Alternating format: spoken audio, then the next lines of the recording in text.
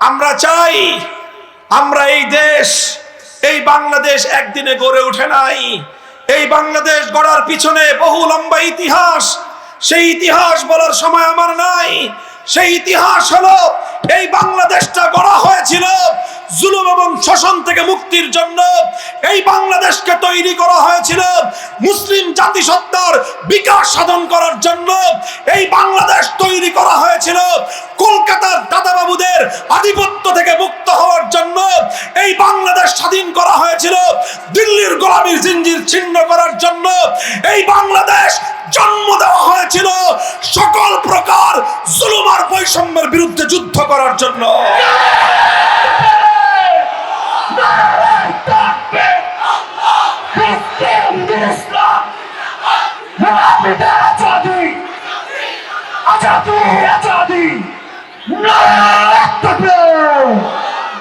আমি যেই কথাটা বলতে চাই, সর্বশেষ যেই কথা বললাম, নামাজের মাধ্যমে সরকারি কর্মকর্তাদেরকে নীতিবান করে গড়ে তুলে দুর্নীতিমুক্ত সমাজ গড়া, যাকাত ব্যবস্থার মাধ্যমে অর্থনীতির বৈষম্য দূর করে একটা ইনসাফের সমাজ কায়েম করা। আমাদের বিপ্লবী শরীফ ওসমান হাদির জীবনের শেষ মুহূর্তের একটাই কথা ছিল, জুলুমের বিরুদ্ধে ইনসাফ প্রতিষ্ঠার লড়াই।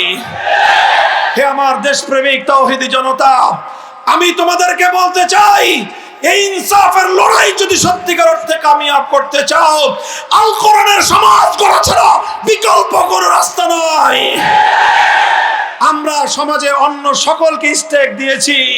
সমাজে ডাক্তাররা সরকারের পার্ট হয়, ইঞ্জিনিয়াররা সরকারের পার্ট হয়, পলিটিশিয়ানরা সরকারের পার্ট হয়, অর্থনীতিবিদরা সরকারের পার্ট হয়, সকল প্রফেশনের লোকেরা সরকারের পার্ট হয়, শিল্পপতিরা সরকারের অংশীদার হয়। সবাই সরকারের অংশীদার হয়ে 54 বছর পর্যন্ত বাংলার মানুষকে তোমরা মুক্তি দিতে পারো নাই। আমরা চাই এবার আমাদের একটা অধিকারের আদায় করার জন্য অধিকারের দাবি নিয়ে মাঠে নেমেছি। সেটা হলো অন্য সবাই থাকবে, কিন্তু আগামীর বাংলাদেশের রূপকল্প তৈরি করতে হলে বাংলাদেশের সরকার ব্যবস্থাপনায় সত্যিকার কোরআন হাদিসের গভীর এলেম সম্পন্ন আলেম ওলামাদের অংশীদারিত্ব চাই।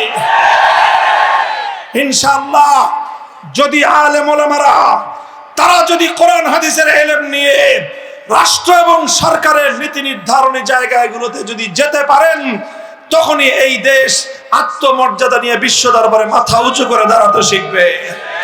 সারা দুনিয়াকে দেখিয়ে দিয়েছে মোল্লারা, সারা দুনিয়াকে দেখিয়ে দিয়েছে আলেম ওলামারা। আমি একটা দেশ জানি, একটা দেশ আমি দেখে এসেছি, যেই দেশের 30 জন মন্ত্রীর মধ্যে 28 জন মাদ্রাসার আলেম, 28 জন মোল্লা মৌলবী, 28 জন মাদ্রাসার হুজুর। তারা এখনো মাদ্রাসায় পড়ায়, রাষ্ট্র চালায়। আলহামদুলিল্লাহ, সেই রাষ্ট্র সারা দুনিয়ার ইউরোপ, আমেরিকা, নেটো সারা দুনিয়াকে বৃদ্ধাঙ্গুলি প্রদর্শন করে রকেটের গতিতে তারা উন্নতি করতেছে।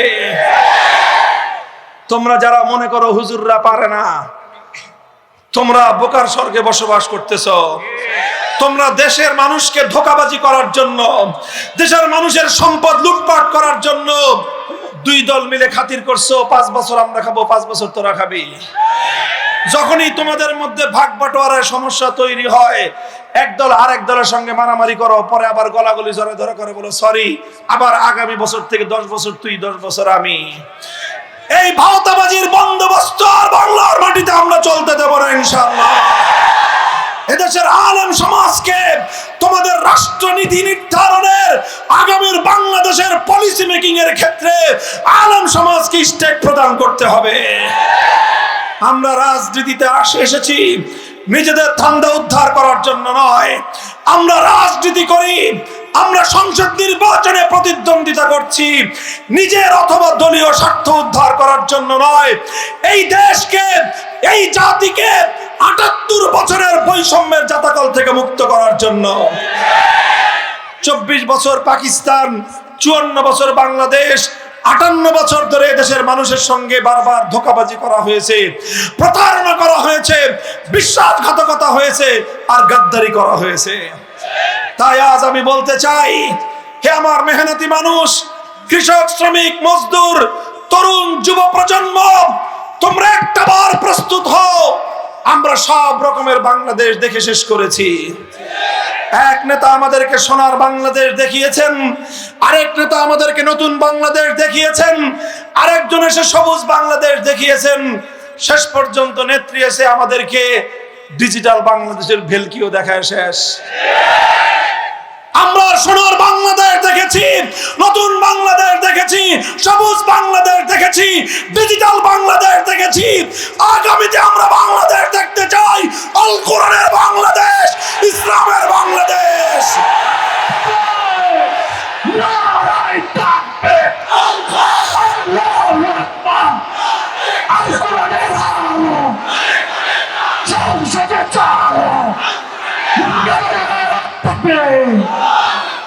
ইনশাআল্লাহ আমরা সেই লক্ষ্যে কাজ করে যাচ্ছি। আমরা এতদিন পর্যন্ত আমাদের ঘর গুছিয়েছি, বাংলাদেশের প্রতিটি অঞ্চলে মাদ্রাসা প্রতিষ্ঠা করেছি এই জাতির সন্তানদেরকে সঠিক ঈমান আমল শিক্ষা দেওয়ার জন্য। এরপরে আমরা স্কুলে যে সকল ছেলে মেয়েরা যায়, সেই সকল স্কুলের ছেলে মেয়েদেরকেও 1 ঘন্টার জন্য বিভিন্ন স্কুলগামী বাচ্চাদের জন্য আফটার স্কুল মাকতাব নামে বিভিন্ন নামে আলেমরা সমস্ত স্কুলের বাচ্চাদেরকেও 1 ঘন্টা সময় নিয়ে তাদেরকে কোরআনের শিক্ষা দেওয়ার ব্যবস্থা করেছি। আমাদের ফান্ডামেন্টাল মৌলিক কাজ শেষ, এবার আমরা রাষ্ট্রের হিস্সা চাই। আগামীতে আমরা রাজনীতিতে আসতে চাই, বাংলাদেশের রাজনীতি নিয়ন্ত্রণ করতে চাই। হে আমার তাওহীদি জনতা, তোমরা আমাদেরকে সহযোগিতা করবে তো? ইনশাআল্লাহ তিতুমিরের বাংলাদেশ থেকে, শরীয়তুল্লাহর বাংলাদেশ থেকে বেইনসাফি, জুলুম, বৈষম্য ঝাঁটাপেটা করে বিদায় করা হবে।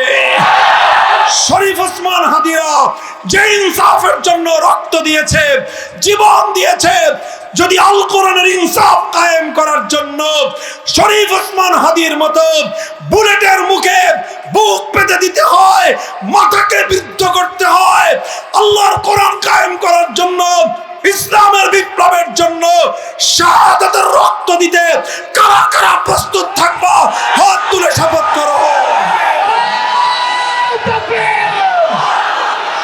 অঙ্গীকার, অঙ্গীকার, ইসলামী সমাজ কায়েম করার অঙ্গীকার, ইসলামী রাষ্ট্র প্রতিষ্ঠার অঙ্গীকার, আল কোরআনের সমাজ কায়েমের অঙ্গীকার। এই অঙ্গীকার কার সাথে? বলেন কার সাথে? আল্লাহ পাক রব্বুল আলামিন আমাদেরকে অঙ্গীকার শপথ পূরণের তৌফিক দান করেন।